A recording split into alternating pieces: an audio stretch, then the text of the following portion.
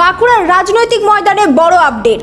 একদিকে তৃণমূল কংগ্রেস আর তাদের nomination file জমা দিল, অন্যদিকে বিজেপি নমিনেশন কবে জমা হবে সেই প্রশ্নেই এখন জোর জল্পনা। বিজেপির নমিনেশন ফাইলে আসছে মুখ্যমন্ত্রী।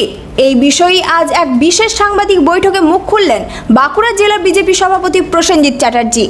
আগামীকাল আমাদের নমিনেশন আছে বাঁকুড়া বিধানসভা, ছাতনা বিধানসভা, সালতোড়া বিধানসভা, সাথে সাথে আমাদের কন্দা এবং বরজড়া, এই কটা বিধানসভার প্রার্থীরা আগামীকাল আসবে এবং ডিস্ট্রিক্ট ম্যাজিস্ট্রেটের অফিসে নমিনেশন করবে।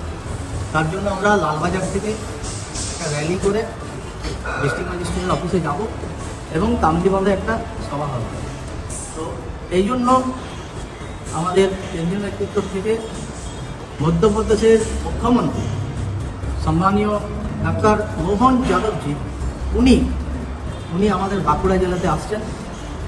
সেটা আপনাদের মিডিয়ার মাধ্যমে বিভিন্ন চ্যানেলে বলতে চাই যে আজ আমরা সৌভাগ্যবান যে বাংলাকে বাঁচানোর জন্য, বাঁকুড়ার সিটগুলোকে জেতানোর জন্য ওনার মতো একজন মুখ্যমন্ত্রী আমাদের এখানে আসছেন।